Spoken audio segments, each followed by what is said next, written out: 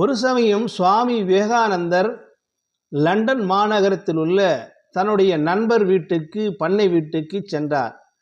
அங்கு அதிகப்படியான மாடுகளை வளர்க்கப்பட்டது. பண்ணையில் வளர்த்தார்கள்.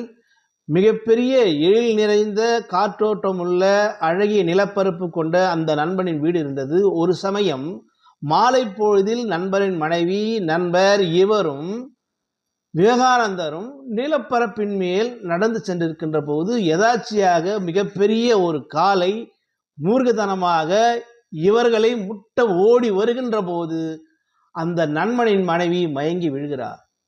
மயங்கி வீழ்ந்தவுடன் அந்த தன் மனைவியை காப்பாற்ற வேண்டும் என்று எத்தமிக்கிறார் அந்த சுவாமி விவேகானந்தரின் நண்பர்.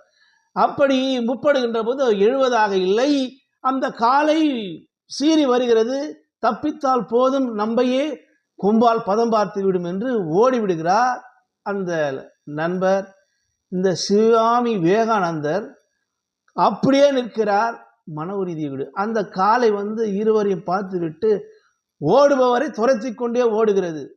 ஓடு அவர் ஒரு கட்டடத்தில் ஏறி தப்பித்து விட்டார்.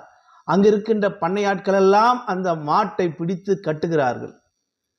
பின்பு அந்த நண்பரின் மனைவி எழுந்து துணுக்குற்று, சுவாமி, உங்களுக்கு எதுவும் ஆகவில்லையா?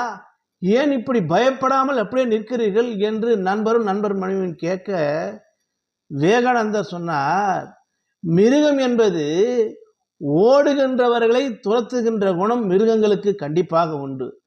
அப்படி மிருகங்களின் சுபாவம் அப்படித்தான். ஆனால் அந்த மிருகம் என்ன செய்ய போகிறது என்று என்னால் நான் உறுதியாக நின்றேன்.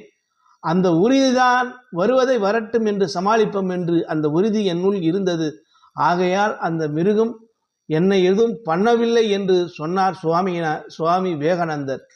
உயிருக்கு ஆபத்தான நேரத்தில் கூட அதை கண்டு பயந்து ஓடாமல் வருவது வரட்டும் என்று மன உறுதி பெற்றிருந்த சுவாமி விவேகானந்தரை பார்த்து பெரிதும் வியந்தார் அந்த லண்டன் நண்பர். நானும் அவன் புகழை சொல்லி முடிக்கிறேன். நன்றி, வணக்கம்.